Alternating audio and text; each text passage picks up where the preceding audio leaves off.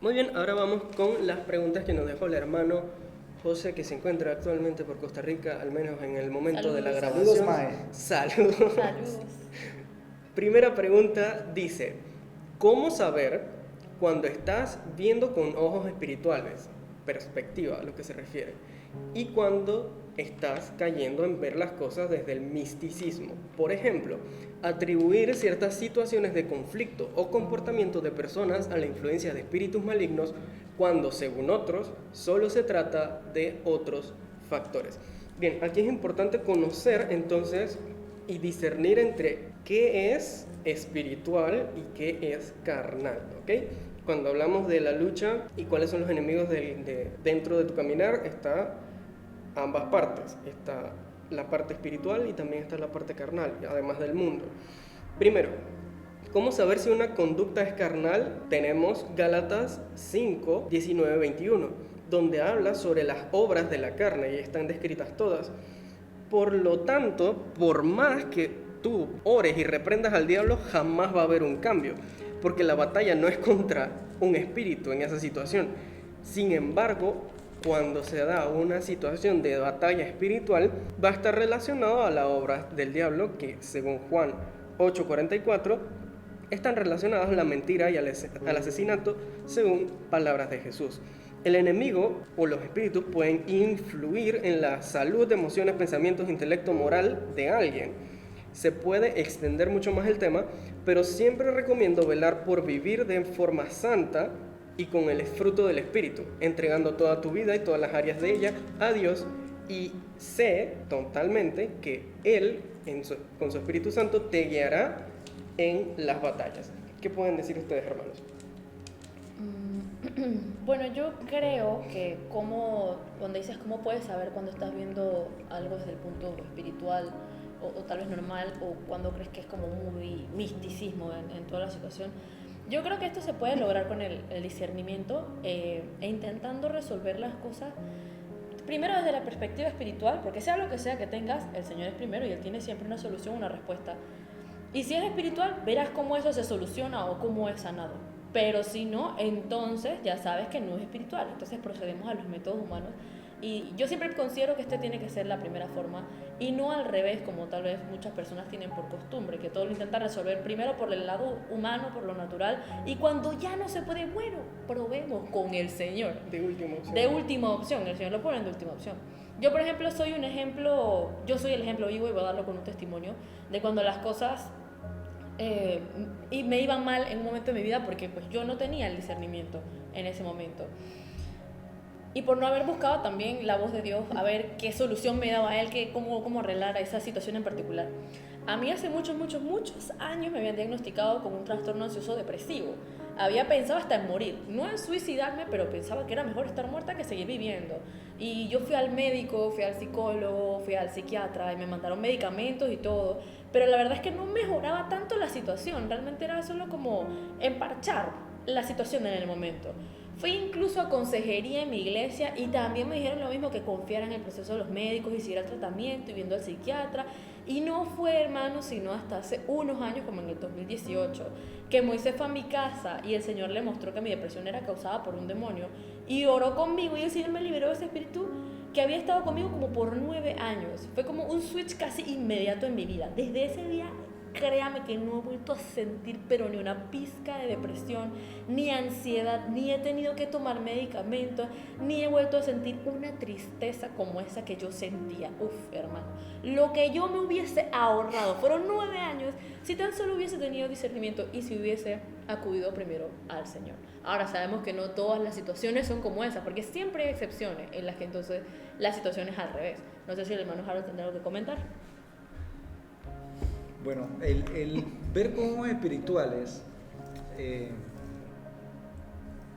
un tema que primero debemos entender que debemos estar conocedores de que tenemos una relación efectiva con Dios. O sea, que el Espíritu Santo, o sea, tú entiendes y sabes cuándo es la voz de Dios, y de esa manera, o sea, reconocer la voz, como dice la palabra, las ovejas conocen la voz de su pastor. Cuando estás cayendo en ver cosas con misticismo, bueno, yo creo que uno se da cuenta cuando tienes lo que mencionaba, la palabra que mencionaba Emily, discernimiento. Discernimiento es una cosa que yo considero que carece mucho en las iglesias, ¿no? Carecemos mucho de eso, incluyo, porque en ocasiones menospreciamos eso, el que no, mira, no vamos a buscar las cosas, ver las cosas espirituales, pero la Biblia nos enseña que debemos tener discernimiento y aprender a pesar los espíritus. Hay situaciones que podemos evaluar, pero también tenemos que verla en el aspecto humano, lo que te mencionaba hace un rato, Moisés, o sea, ir preparado. Jesús oraba al Padre antes de ir a hacer alguna acción. Él iba preparado y no iba pensando de que si el Espíritu está sobre mí y yo voy, ya sé y conozco el corazón de todos. No, le enseña que Jesús oraba y nosotros debemos orar, ir preparados pidiendo la dirección del Padre y del Espíritu Santo cuando hay algún tipo de conflicto o algo, pero también en el aspecto humano es lo que yo te decía, o sea, ir en nuestra humanidad en el aspecto de que ser auténticos. Yo voy a escuchar lo que ella expresaba hace un minuto. Tú te acercaste a ella y hablaron, imagino, ustedes hablaron primero y Dios te mostró a ti qué era lo que estaba sucediendo. Oración, pero no llegaste simplemente de que, bueno, pero es que Dios me ha revelado y lo que tú tienes que hacer es cambiar esto y lo otro. No, tu humanidad te lleva primero a poder escuchar y lo espiritual te va a llevar y revelar qué es lo que está sucediendo. Hay aspectos como los que vimos en el caso de Cornelio y Pedro, en una distancia aún estaba viendo una situación natural, necesitamos conocer la presencia de Dios y ahí hubo una situación entonces espiritual que se conectó a ambos para que tuvieran una respuesta, pero debemos estar preparados tanto humanamente como espiritualmente para situaciones y no caer en esto que mencionas ahí, misticismo, sino que entender que el Espíritu Santo está sobre nuestras vidas, que no le hemos entristecido, o sea, que estamos preparados en todos estos aspectos para poder ver estos factores, si son espirituales o son... Así mismo. Así que espero que se haya resuelto su duda, hermano. Como segunda pregunta, ¿cómo se interpreta el pasaje de Mateo 12:32, que es el versículo donde habla sobre el pecado imperdonable, que es la blasfemia contra el Espíritu Santo, en contraste con el de Romanos 8:1, que es en donde se habla que no hay condenación para aquellos que están en Cristo? Para entender este pecado del cual habla Jesús, hay que entender el ministerio del Espíritu Santo. Él vino a testificar acerca de Jesús. Por lo tanto, rechazar el testimonio del Espíritu Santo es llamar mentiroso al Espíritu Santo, lo cual es una blasfemia. No se trata de una ofensa o una palabra maldicha en una situación X. Se trata de una vida que jamás reconoció la verdad que trajo el Espíritu Santo a él. Murió sin creer en su testimonio. Por lo tanto, no hay verdadero creyente en Jesús que deba temer este pecado. Esto sí va a tener consecuencia en aquellos que mueran sin arrepentirse. ¿Qué pueden decir, hermanos? Dale, yo voy a comentar una visión ahora al final de un pastor ahí. Bueno, es que ahí, o sea, básicamente se va a responder, no se contradice y se va a responder una a otra. Mateo está hablando y diciéndole que si ellos no creen, o sea, pueden blasfemar y hablar mal del Hijo de Dios, pero si blasfema con el Espíritu Santo, lo que tú acabas de mencionar, o sea, si no creen en el testimonio que da el Espíritu Santo, o sea, va a ser imperdonable porque no vas a recibir el perdón. Exacto. O sea, no es tanto el hecho de que si dijo de mala manera algo, que sí tiene que ver con eso, pero lo primero es que si no crees en el testimonio no tienes el perdón, porque cómo te acercas a Dios si no tienes el perdón y no has recibido la palabra de verdad y no has creído en eso. Entonces, eso por un lado. Por otro lado, Romanos 8:1 yo no lo considero un contraste a lo que dice Mateo 12:13, porque dice: ahora pues ninguna condenación hay para los que están en Cristo Jesús, los que no andan conforme a la carne, sino conforme al Espíritu, y habla en mayúscula. Exacto. Es decir, que están viviendo bajo la guía y la enseñanza del Espíritu Santo. Es decir, no tienes por qué no creer en lo que dice el Espíritu Santo y no tienes manera de no conocer el Espíritu Santo. Y él está hablando entonces, en principio, en Mateo 12, de los que rechazaban el Evangelio. Exacto. De los que le rechazaban a él. Y si le rechazaban a él, no van a creer ni el Padre, ni el Hijo, ni el Espíritu Santo. Entonces, yo no lo veo como una contradicción, un contraste, porque Romanos 8 habla de los que creen en el Señor, que viven en Cristo Jesús, obviamente no tienes por qué blasfemar en el Espíritu Santo. Así mismo. Ahora, yo me tiré, hay una línea, cuando leí la pregunta de José, me quedé pensando, pero ¿y qué pasa si antes de conocer al Señor blasfemas y luego te conviertes al Señor? ¿Te lo perdona? Yo me quedé pensando en ese momento. Y recordé que ese mismo día yo creo que el Señor me respondió a mí mismo porque yo me hice la pregunta y vi un video de un pastor que contaba una visión que tuvo uno de los profetas más grandes que ha tenido Estados Unidos en los 70 y en los 80. No mencionó el nombre, pero él contó que dice que este pastor él le dio un ataque al corazón y él ascendió al cielo. Y allá en el cielo él vio cómo el Señor le daba el paso a la gente, o sea, qué es lo que le preguntaba cuando estaban delante de la presencia del Señor. Y en eso hubo una señora como que pasó delante y le preguntó qué hizo con su vida o cómo le fue con su caminar con Cristo. Y ella le dijo, Señor, yo te amé a ti, pero, y procedió a mencionar cosas que había hecho que no estaban bien. Y que posiblemente tú dirías, ay, ya se fue para abajo la doña.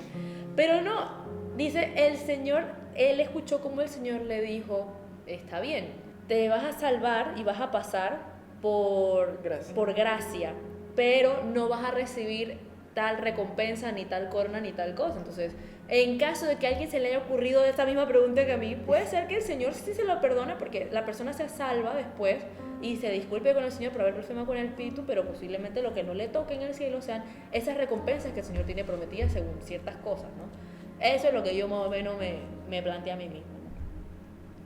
Muy bien.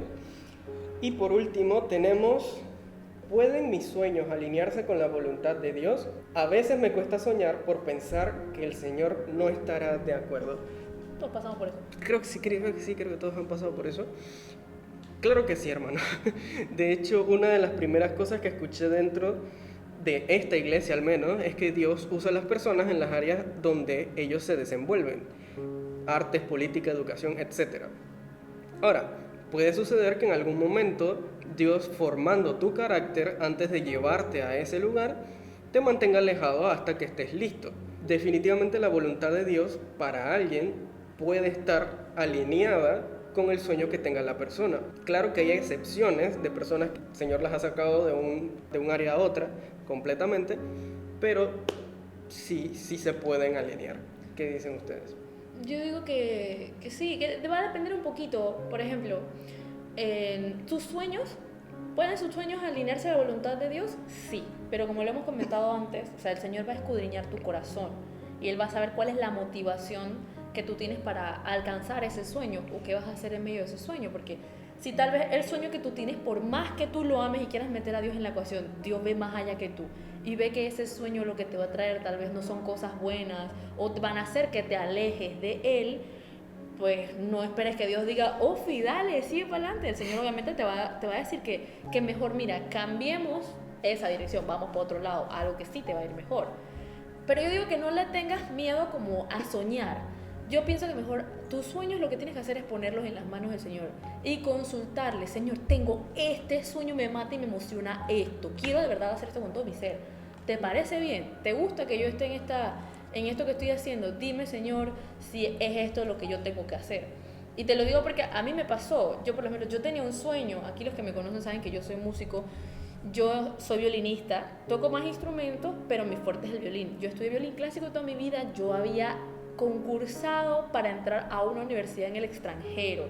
Había ya hecho todo el papeleo, estábamos buscando la residencia en el otro país y todo. Ese era mi sueño y en ese año me causó una lesión. Y yo no entendía por qué, si ese era mi sueño. Yo decía, Señor, yo ya te voy a compartir de ti, Señor. Si en Estados Unidos necesitan la fe, yo, así no, ese era mi sueño. Pero después me di cuenta que cuando me quedé aquí en Panamá, porque la lesión, tuve que tener como 4 años en terapia por la lesión. Yo aquí estando en Panamá me di cuenta que ese sueño en realidad no estaba alineado con el Señor. Yo quería meter a Dios en la ecuación, pero no funcionó de esa manera. El Señor lo que hizo fue redireccionar mi sueño. Él me cambió en esa situación mi sueño. Pero algo que sí te voy a decir, si tu preocupación es que el Señor te cambie tu sueño, entonces no va a ser nunca un sueño que no te vaya a gustar o no te vaya a agradar. O tal vez al principio no te parezca, pero créeme que cuando el Señor te da un sueño de Él, vas a terminar aún más enamorado, encantado y apasionado por eso que Él te va a dar. Bueno, yo totalmente de acuerdo con lo que dice. Así que no, mentira, sí voy a aportar algo. Quiero entender que cuando te refieres a sueños, hablas de anhelos, deseos. Yo pienso que sí se pueden alinear con la voluntad de Dios, siempre y cuando, como mencionaba Emily, vayan a ser de beneficio real en tu vida y vayan a ser de bendición a otros. Porque eso es principalmente para lo que tenemos los dones, ¿no? Isaías 55:8 dice: porque mis pensamientos no son vuestros pensamientos, ni vuestros caminos mis caminos, dijo Jehová. Como son más altos los cielos que la tierra, así son mis caminos más altos que vuestros caminos, y mis pensamientos más que sus pensamientos. Así que yo creo que ese es un versículo clave para poder entender. A veces nosotros tenemos anhelos, deseos de lograr algo, pero tenemos que llevarlo delante del Señor y decirle con sinceridad: Señor, esto es lo que yo pienso, esto es lo que deseo, esto es lo que quiero. Si me has dado los talentos para hacerlo, pues úsalo según tu voluntad. Y el Señor va a acomodar lo que es. Si no sucede, no te desanimes. A veces me cuesta soñar, dice allí, por pensar que el Señor no estará de acuerdo. No te preocupes de eso. Si está dentro de los planes de Dios, Dios lo va a establecer en el momento apropiado, lo va a usar, te vas a dar cuenta que lo va a usar. Quizás no de la manera que tú pienses, quizás de una manera menor, o quizás de una manera mayor, te vas a llegar a sorprender, pero Dios de igual forma te va a usar. Y Él sabe lo que está en tu corazón, así que no te desanimes, sigue adelante. Tal vez no sean esos sueños, pero Dios te va a mostrar los sueños que sí Él tiene para nosotros, que son de bien, son mejores. Amén. Así que esperamos que se hayan respondido sus preguntas satisfactoriamente, hermano. Dios le bendiga. Bien, y para terminar, ya ahora sí, vamos con nuestro hermano Daniel Mitil, que nos dejó unas preguntas también. La primera dice: ¿por qué la necedad no es erradicada directamente por nuestro pensamiento? Bueno, por nuestro pensamiento las cosas no suceden, empecemos por allí. Y hablando sobre una característica que tiene que ver bastante con la naturaleza pecaminosa, está ligado un poco a lo que le contesté a José antes en la pregunta que hizo. Quisiéramos que todos los problemas con que lidiamos se vayan mágicamente, pero creo que añadiendo un poquito, parte de llegar a esa estatura del varón perfecto está también en el morir a ti mismo y cargar con la cruz cada día. No sé qué ustedes pueden agregar a esto. Bueno, yo apoyo lo que tú dices. Realmente, bueno, Dani, creo que tu pregunta fue como más de estilo filosófico que un estilo bíblico. Pero sí es básicamente lo que opino, igual como lo que dice Moisés. O sea, nosotros no podemos erradicar algo con nuestra mente, y la necedad, bueno, depende de a qué te refieres también con necedad, ¿no?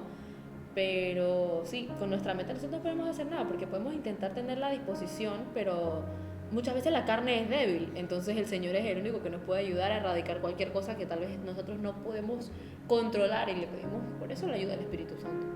Nuestra naturaleza es pecaminosa, partiendo de ahí. Y como decía Moisés, el pensamiento, o sea, tú por pensar no vas a dejar de hacer algo, tienes que tener una acción. La Biblia nos habla de que nosotros fallamos por nuestro propio concupiscencia, menciona la Biblia, y el término habla de nuestras propias debilidades. Es decir, si tú tienes esa debilidad, es que ya está en tu naturaleza. Pero, ¿qué tienes que hacer con esa debilidad? Bueno, transformarla en una fortaleza. Porque no es erradicada, porque seguimos siendo humanos. A pesar de que el Espíritu Santo mora en nuestras vidas, van a haber debilidades y cosas que están afectando nuestra vida natural. Por eso la Biblia nos enseña que el Espíritu Santo mora en nosotros. Una vez hemos sido sellados por el Espíritu Santo, debe crecer, y nuestra naturaleza, esa palabra, debe menguar. Debe menguar. Pero aún así, en este cuerpo humano no vamos a llegar a ese 100% de vivir de la manera espiritual. La Biblia dice que, Pablo hablaba de que hasta llegar a la estatura del varón perfecto. Pero ese varón perfecto será cuando estamos en la presencia del Señor. Humanamente no nos podemos comparar con Jesús, que dice la Biblia que fue tentado como todos nosotros, pero no pecó. Ahora, que eso no sea excusa para decirte que, bueno, como no lo puedo controlar con mi mente, ni modo, pues que así se haga. No, señor. Tampoco Usted es ya así. se dio cuenta que tiene un problema, que no puede erradicar usted, pida la ayuda al Señor y se tiene que poner usted también de su parte. Así mismo. Segunda pregunta. ¿Será posible que estemos 100% conectados con el Padre? Nuestro modelo a seguir es Jesús. Él era 100% hombre, 100% Dios. Si siendo Jesús 100% hombre pudo mantener una conexión diaria y un hábito sin interrupciones con el Padre, nosotros que nos hacemos llamar seguidores de Cristo buscamos y anhelamos ser como Él. Así que creo que sí es posible, además que diariamente caminamos de la mano con el Espíritu Santo. ¿Qué pueden mencionar, hermanos? Yo digo que sí es posible. Digo, tal el mismo ejemplo de Jesús, como dice, Jesús fue 100% hombre y él estaba conectado al Padre. Hay muchos testimonios de hombres y mujeres de fe que también estuvieron totalmente conectados al Señor hasta el último aliento, así que si es posible, te lo tienes que proponer tú. Sí, basándonos en que al decir 100% conectado es ser perseverante, yo diría que sí. Sí, ¿Cuándo vas a llegar a ese 100%? No debemos estar como preocuparnos por eso y decir, estoy ahora en el estoy al 100%. 100%. Porque la medida es y flotar. ya, ahora estoy bien, exacto. Ahora es que yo puedo caminar sobre las aguas. Ajá. No debe ser nuestro pensamiento debe ser perseverar. Exacto. Perseverar, como decía Pablo, seguir la carrera, perseverante en esta carrera, y no preocuparnos de ahí en lo demás. Es como lo que una vez yo aprendí, no preocuparte por, cuando se habla del testimonio del Señor, no es el testimonio tuyo, o sea, no, es el testimonio que tú das acerca de Jesucristo, y si tú das un buen testimonio acerca de Jesucristo, tu testimonio va a ser correcto. Así es. Exactamente. Así que bueno, y como última pregunta nos deja, o ahí la desciframos más o menos. Muy mal, Dani, era pregunta 3, no 4 en 1. Dice, ¿la adoración al Padre puede ser pura? Bien, tomando esa pregunta en específico, empecemos definiendo adoración. ¿Qué es adoración? La adoración es el culto que se rinde a algo o a alguien que amas. Si adoramos a Dios, le rendimos culto. Esto quiere decir que mi vida gira en torno a Él.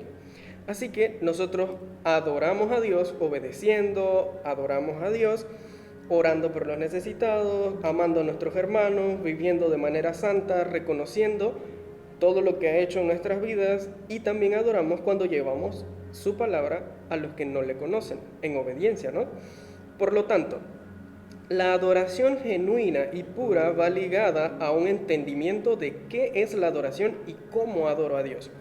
Porque si conozco de qué forma adoro a Dios, buscaré hacerlo, y un corazón que busca adorar no puede ser llamado impuro, al menos para mí. No sé qué dicen ustedes. Bueno, la definición que tuviste de adoración es la definición que conocemos. Pero Dani, yo no sé si tal vez tú te referiste a ese tipo de adoración de con tus actos, con tu vida, o si lo que quisiste decir fue adoración estilo musical. Si la adoración en estilo musical puede ser pura, pues sí. Es básicamente la misma respuesta que dio Moisés. Pero si tú sabes que no estás bien delante del Señor y tu conciencia no te deja vivir bien esa adoración, entonces es porque el Espíritu Santo quiere que estés limpio, lo que te lleva a orar, que es la clave para que el Señor te limpie. Pero aún si decides adorarle así, Él igual acepta esa oración porque Él es digno de recibir toda la alabanza. ¿Qué dice, hermano? Que Juan 4, 23, 24 dice, mas la hora viene y ahora es, cuando los verdaderos adoradores adorarán al Padre en espíritu y en verdad, porque también el Padre tales adoradores busca que le adoren. Dios es espíritu, y los que le adoran en espíritu y en verdad es necesario que le adoren. Es decir, la adoración debe ser con sinceridad y ser pura. O sea, la adoración en su contexto sí puede ser pura. Puede ser pura. El tema es a veces que nosotros llegamos con una conciencia, un corazón, unas acciones que no son muy puras. Sin embargo, no, entre paréntesis, no diciendo que es que podemos llegar de cualquier manera delante del Señor. Tenemos acceso al Padre, y debemos procurar día a día que nuestra adoración o nuestro acercamiento a Dios sea lo más puro posible. Exacto. Ahora, la otra pregunta que vi es, ¿cómo nos conectamos por medio de la oración al Padre sin tener restricciones en nuestra culpabilidad? Tal vez no fue en nuestra culpabilidad, sino por nuestra culpabilidad. Ajá, por nuestra culpabilidad será su gracia. ¿Cuál es la base bíblica? Bien, Justamente hablamos hace unas preguntas atrás sobre Hebreos y cómo Jesús es nuestro sumo sacerdote que se compadece de nosotros y que Dios es fiel y justo para perdonar nuestros pecados. El perdón se recibe por gracia. No hay que sentirlo, no hay que llorarlo, no hay que ganárselo. Nosotros vivimos por fe y no por vista, así que vivimos con la seguridad de que si nos arrepentimos de todo corazón, entendiendo que el arrepentimiento es un cambio de conducta y de actitud, nos arrepentimos de todo corazón, Dios nos ha perdonado. De ahí en adelante, lo único que puede impedir sentirse digno delante de Dios es usted mismo, hermano. El amor de Dios se recibe como regalo. Nadie merece ese regalo, pero todos los debemos recibir con un corazón agradecido. ¿Qué pueden decir, hermanos? Me hizo recordar el pasaje este de que Dios no niega un corazón contrito y humillado. O sea, nada más quería comentar eso. Ok. Por medio de la oración nos podemos conectar al Padre. Hay oraciones que pueden ser más elaboradas, hasta con más sinceridad, y hay oraciones que pueden ser como difíciles de expresar, pero van a llegar al Padre. Las restricciones, y si hay culpabilidad en nuestro corazón, o sea, eso puede ser de repente un poquito inevitable. Si tú no sientes culpabilidad por lo que has hecho, algo está mal. Así que, pero no debe de ser una restricción para que tú creas que puedas llegar al Padre. No debe ser constante en cometer lo malo, como hablamos anteriormente. Claro. Pero no debes de tener temor de que puedes llegar al Padre por medio de la oración, por el acceso de su gracia. Lo que mencionaste hace un minuto en Hebreos, que tenemos acceso delante del trono de su gracia en medio de la oración. Así que nada, o sea, buscar la forma de que cada vez que nos acerquemos delante del Señor en oración, en adoración, lo que has preguntado anteriormente, procuremos ir sin culpabilidad, ir sin culpa porque no la hemos causado. Esa debe ser una de las principales. Y si fallamos, dice la Biblia que abogado tenemos. Pero cuando esto sucede, no debemos procurar no cometer el mismo error. Exacto. Vivir realmente libres de toda atadura del pecado, como lo llama la palabra, ¿no? Y como comentario extra, nos deja agradecido por su compartir, hermanos bellos. Ay, gracias, no llamo bellos. Dios me le bendiga, muchachos. Dios me le bendiga. Y de esta forma entonces terminamos con unas muy bonitas 3 horas de grabación. Responder todas las preguntas que nos han dejado, la verdad. Estuvo muy interesante, hay algunas que sé que se pueden extender muchísimo más. Tomaríamos hasta 3 horas más. Pero nos tomamos 3 horas más y aquí nos quedamos hasta mañana, pero no es la idea. Esperamos de verdad que haya sido de bendición para ustedes. No sé si quieren dejar algunas últimas palabras, hermanos. No, agradecidos por la oportunidad que me dan de poder compartir. Hace mucho tiempo que no podía compartir un poco de la palabra con jóvenes de esta manera, quizás de otra manera. Y agradezco la oportunidad de Dios y animarles, muchachos, a que sigan hacia adelante, sigan conociendo, estudiando de la palabra de Dios, buscando perseverar en Él, en su comunión. Y estamos a la orden y al servicio en lo que deseen. Les amamos y Dios les bendiga. Nada, yo también, gracias a todos por sus preguntas, gracias por ser valientes y atreverse, porque yo sé que muchas veces hay preguntas que uno puede pensar, ay, qué pena, voy a preguntar esto y qué van a decir de mí. No, hermano, no importa cuánto tiempo tengan, usted haga la pregunta, que es mejor que le respondan a quedarse toda la vida con la duda. Que muchas gracias a todos los que hicieron sus preguntas, los queremos muchísimo y que el Señor me los bendiga. Sí, mismito. Y bueno, ya siendo la última actividad hecha por Emily y por mí dentro de Conexión, esperamos que realmente... Nos despedimos con amor. Llorar. Esperamos que realmente sea de bendición para ustedes, que puedan seguir creciendo, que los consejos que se han dado aquí realmente los puedan poner por obra y que no solamente los escuchen, sino que se vuelvan parte de su vivir. Y algo muy importante es que lo que mencionamos aquí ciertamente está basado en gran parte de la Biblia, pero también hay muchas otras posturas respecto a algunas de estas preguntas que quizás no hemos mencionado, y es completamente bienvenido que ustedes puedan exponerlo en el grupo y así todos puedan crecer un poco más en el conocimiento de la palabra, ¿no? No quiere decir que todo lo que nosotros hemos dicho es así. Puede ser que a uno le haya gustado de lo que dijo Harold, pero no lo que dije yo. O sea, ustedes lo pueden tomar como gusten. Exacto, así que es completamente libre ante ustedes y gracias muchachos por escucharse estas 3 horas. No, eso no lo hace cualquiera y el que lo haga, Dios me lo bendiga un montón. No le puedo dar más nada que una oración, así que Si llegaron hasta aquí, envíen un unicornio. un unicornio y acérquenos diciendo yo quiero mi oración. Así, al día que lo escuchen. Sin más, Dios me los bendiga muchachos y que sigan creciendo en el Señor.